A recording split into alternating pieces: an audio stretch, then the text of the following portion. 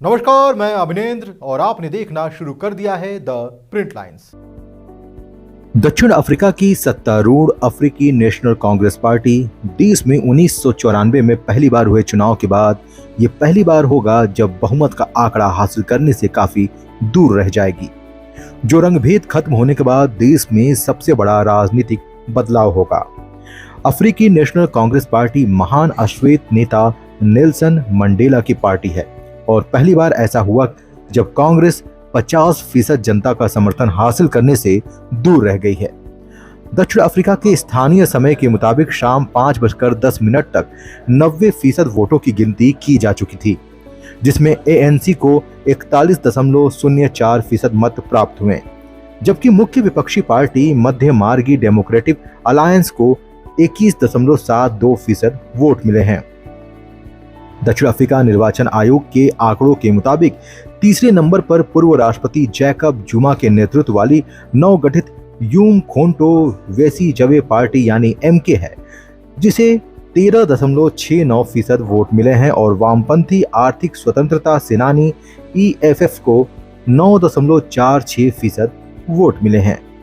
सबसे दिलचस्प बात है कि जैकब जुमा यूमखोंटो वेसीजवे पार्टी और वामपंथी आर्थिक स्वतंत्रता सेनानी पहले अफ्रीकी कांग्रेस का हिस्सा ही थी, लेकिन इस चुनाव से पहले पूर्व राष्ट्रपति जैकब जुमा और मौजूदा राष्ट्रपति सिरिल रामाफोसा के बीच झगड़े तेज हो गए और जैकब जुमा ने अपनी पार्टी बना ली और कांग्रेस के बहुमत से दूर रहने की सबसे बड़ी वजह यही मानी जा रही है।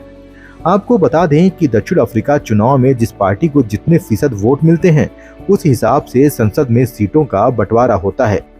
अफ्रीकी नेशनल असेंबली में 400 सीटें हैं और वोट फीसद के हिसाब से जब एक बार नेशनल असेंबली के सदस्य चुन लिए जाते हैं उसके बाद वो राष्ट्रपति को चुनने के लिए वोट डालते हैं। इसका मतलब यह है कि जिस पार्टी के सबसे ज्यादा सदस्य होते हैं उस पार्टी के नेता राष्ट्रपति बनते हैं। पार्टी में टूट के अलावा अफ्रीकी नेशनल कांग्रेस भ्रष्टाचार, भारी घोटालों में गिरने के साथ साथ देश के आर्थिक कुप्रबंधन में ढकेलने के लिए भी विरोध का सामना कर रही है। सालों से तंग आ चुकी जनता ने इसलिए नेल्सन मंडेला की पार्टी को चुनाव में करारा झटका दिया। लिहाजा अब अफ्रीकी नेशनल कांग्रेस ने दक्षिण अफ्रीका में गठबंधन सरकार बनाने का फैसला किया है। लेकिन दक्षिण अफ्रीका जहां सबसे असमान हालात रहते हैं वहां गठबंधन सरकार चलाना कतई आसान नहीं होगा। दक्षिण अफ्रीका के राष्ट्रपति और अफ्रीकी नेशनल कांग्रेस के अध्यक्ष सिरिल रामाफोसा और कभी नेल्सन मंडेला के पसंदीदा थे। उन्होंने 2018 में भ्रष्टाचार के आरोपों में बदनाम पूर्व राष्ट्रपति जैकब जुमा से पदभार ग्रहण करते समय दक्षिण अफ्रीका में नई सुबह लाने का वादा किया था, लेकिन कई लोगों को लगता है कि वे वादे कभी पूरे नहीं हुए और चुनाव परिणाम देश को निराशा को दर्शाता है। दक्षिण अफ्रीका के लोग अब आने वाले कई हफ्तों तक राजनीतिक अनिश्चितता का सामना कर सकते हैं, क्योंकि अफ्रीकी नेशनल कांग्रेस को अपने उन पार्टियों से ही गठबंधन करना होगा जो कभी उसी का हिस्सा थी, यानी सिरिल रामाफोसा को, जिन्होंने जैकब जुमा को पार्टी से निकलवाया था। अब उन्हीं की मदद से सरकार का गठबंधन करना होगा। हालांकि चुनाव से पहले ही माना जा रहा था कि अफ्रीकी नेशनल कांग्रेस के प्रति भारी असंतोष है, लेकिन हार के पैमाने ने कुछ लोगों को चौंका दिया है। मीडिया से बात करते हुए कांग्रेस के पूर्व सांसद मेलानी वर्वर्ड ने कहा कि हमने जो देखा है वह यह है कि मतदाता ANC के हाल के इतिहास से नाखुश हैं, विशेष रूप से जुमा के कार्यकाल में जो हुआ और उसके बाद जो हुआ उससे जनता में काफी नाराजगी है। वर्वर्ड ने कहा, कांग्रेस के नेताओं में भारी अहंकार आ गया है और उनके शब्दों में जनता का अपमान दिखने लगा था। उन्होंने जनता से जुड़ना बंद कर दिया, जिसका नुकसान हुआ है। MK और EFF जैसी पार्टियों ने उस असंतोष का फायदा उठाया है। एक्सपर्ट्स का मानना है कि भले ही इस बार कांग्रेस गठबंधन सरकार बनाने में कामयाब हो जाए, लेकिन जनता में इस चुनाव से एक संदेश चला गया है कि कांग्रेस को हराया जा सकता है और ज्यादा उम्मीद है कि अगले चुनाव में कांग्रेस पूरी तरह से सत्ता से बाहर हो जाए।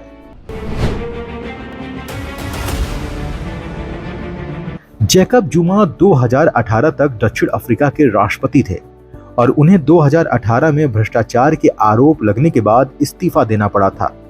और 2021 में उन्हें अदालत की अवमानना के लिए कुछ समय जेल में भी रहना पड़ा। जैकब जुमा और सिरिल रामाफोसा एक दूसरे के कट्टर आलोचक हैं।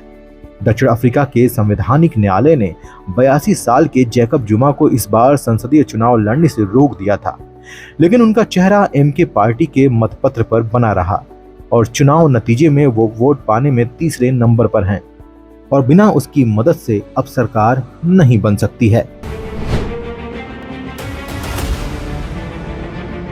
माना जा रहा है कि अंतिम परिणाम घोषित होने के बाद महत्वपूर्ण सौदेबाजी शुरू होने की संभावना है।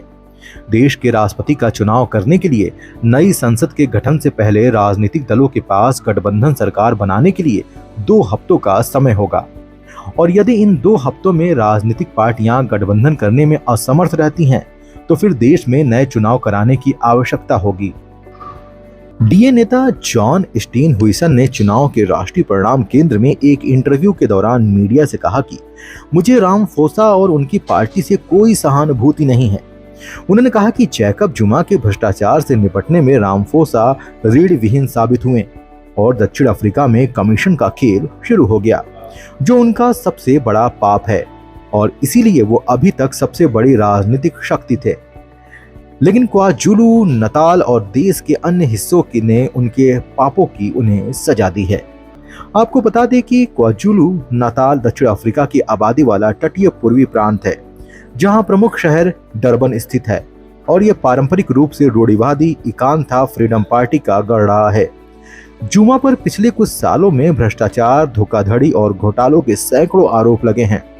उन्होंने हमेशा इन सभी आरोपों से इनकार किया है और उन्हें टेफ्लॉन राष्ट्रपति के रूप में जाना जाता है, क्योंकि बहुत कम राजनेता उन घोटालों से बच पाए हैं जिनका उन्होंने सामना किया है और जिन्हें झेला है। मीडिया ने कुछ राजनीतिक विश्लेषकों से बातचीत के आधार पर संभावना जताई है कि सबसे संभावित गठबंधन एएनसी और डीए के बीच हो। 1994 में लोकतंत्र की शुरुआत के बाद से दक्षिण अफ्रीका का राजनीतिक परिदृश्य इतना अस्पष्ट कभी नहीं रहा, लेकिन कुछ विश्लेषकों का मानना है अनिश्चितता के बावजूद कि इस चुनाव के परिणाम लोकतंत्र के लिए जीत हो सकते हैं। अफ्रीकी नेशनल कांग्रेस ने 1994 में सभी के लिए बेहतर जीवन बनाने के वादे पर सत्ता हासिल की थी और देश के पहले लोकतांत्रिक चुनाव में उसे लगभग 63% वोट मिले थे।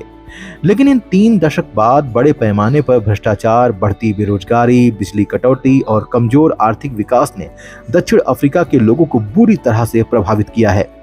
पिछले 1 दशक में अर्थव्यवस्था पीछे की ओर चली गई है, जिसका सबूत जीवन स्तर में तेज गिरावट है।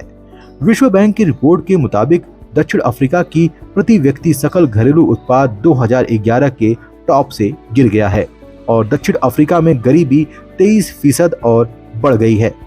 विश्व बैंक के मुताबिक दक्षिण अफ्रीका में दुनिया में सबसे ज्यादा बेरोजगारी दर है। असमानता भी दुनिया में सबसे खराब है।